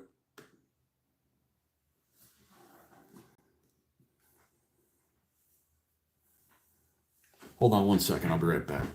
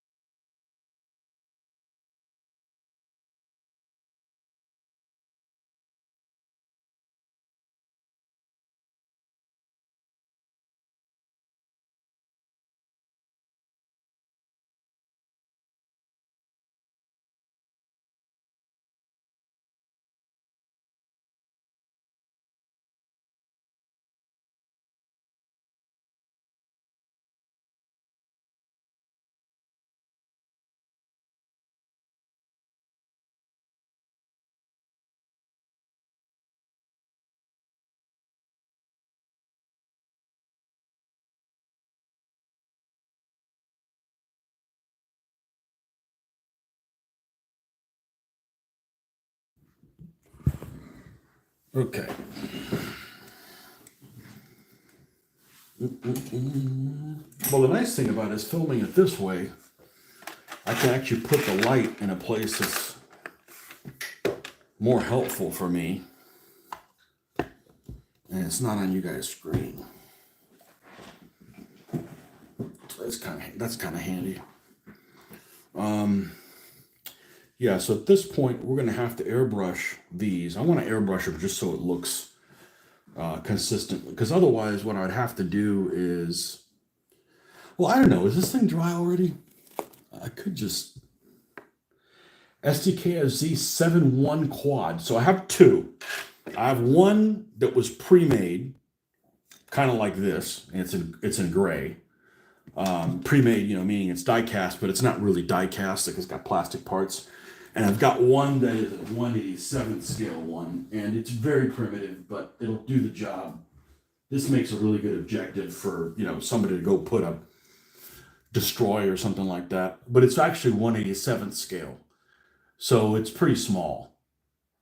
Man, the shadows are just like big time here. Let's see if this is a little bit more noticeable. But it's a little Roco thing. Other than it being underscale, it's not too bad. It's one of the first things that I painted a while ago. So it's definitely good for like an objective vehicle. Go knock that out. Especially for like the partisans. That's really what I got it for. Is like the partisans can go blow that thing up, And I have one that's 1/72nd scale, and it looks like it's twice as big as that one. It looks it's really big.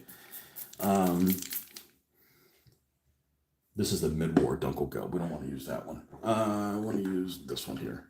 And it's definitely great for an objective.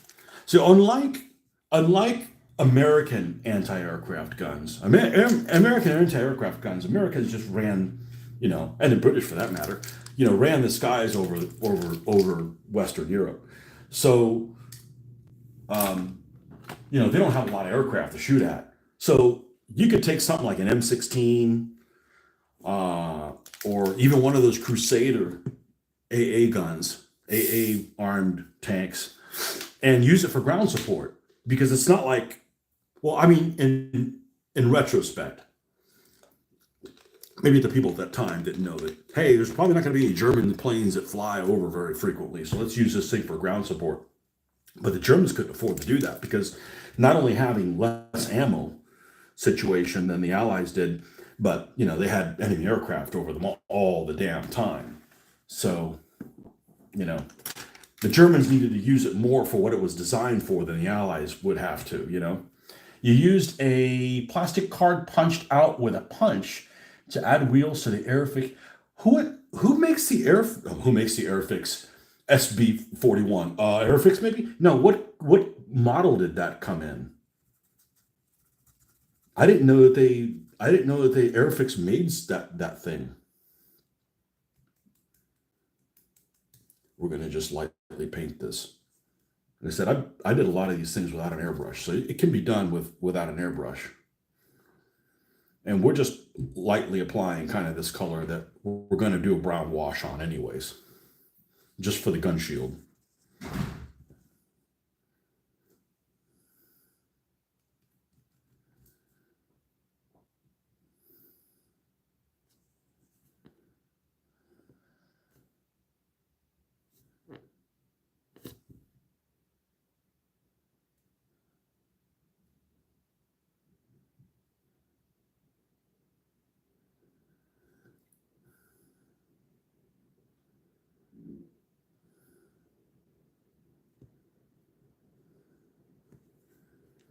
And then the other one as well. Might as well do them both.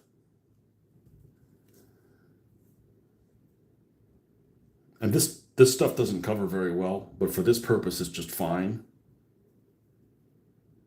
Because either that or let's fire up the airbrush just to do this tiny little thing.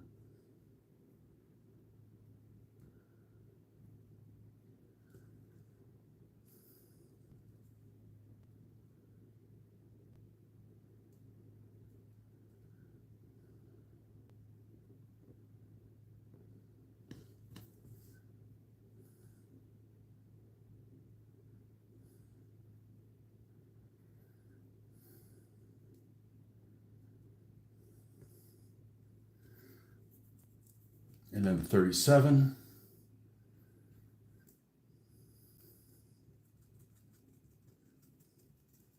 I didn't know that Airfix made that size. It's a rare size weapon. I mean, I'm not very familiar with it at all.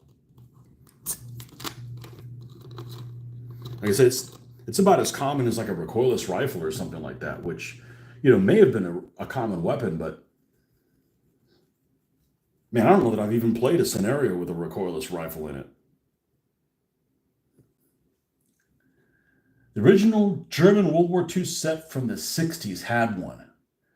The original Africa Corps set had two.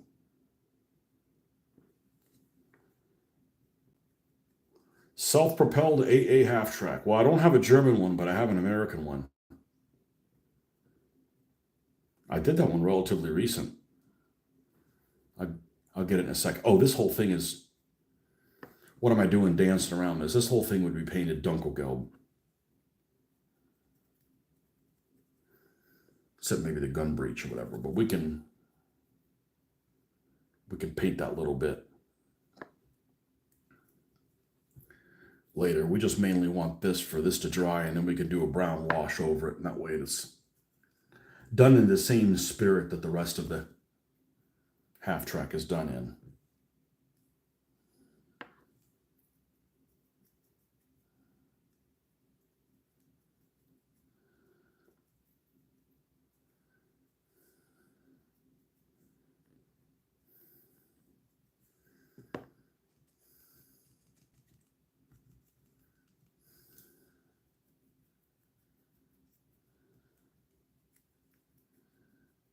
And the only reason I would even do a brown wash on this is just so it looks similar to it. This thing just has this bend in it that just won't quit.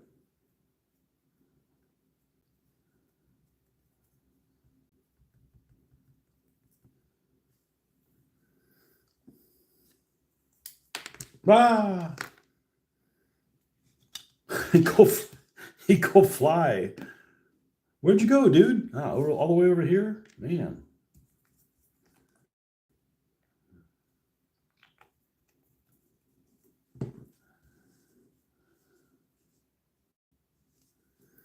Yeah, any vehicle that's open-topped or unarmored and open-topped or all the above is a prime candidate to use in a game that's mostly infantry, because the infantry can harm it.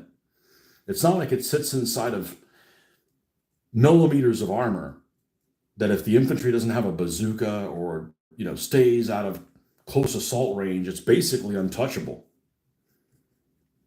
If you're fighting against infantry that has no close combat weapons, no bazookas, no Panzerfaust, and you have a vehicle, it doesn't really matter whether you have 30 millimeters of armor or 400 millimeters of armor. The infantry can't touch it. There's nothing you can do to it. So you can stay out of Molotov cocktail range. You give your whole infantry to your own infantry to hold them back, outside of those ranges. They can't touch you. There's nothing you can do. So having something that can have grenades fall inside of it and ruin their day is a nice balancing feature. Let's see where this guy is. This guy, triple scoop. Remember old triple scoop. And this is 3D printed.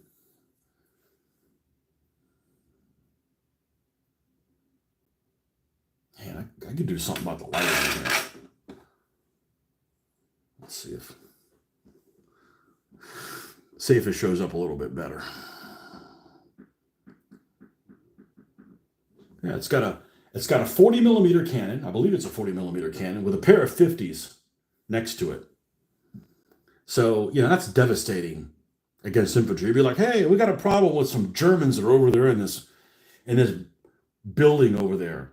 Can you neutralize them? On the way, and between 250s and a 40, you're going to turn that building into like a Swiss cheese. So, all right, folks. Well, we're going to cut this one off right here. I got to wait for this stuff to dry, and then do a black wash and a brown wash, and we'll be ready in the morning to continue. But thanks for stopping by. And we'll see you guys on the next one. Bye bye.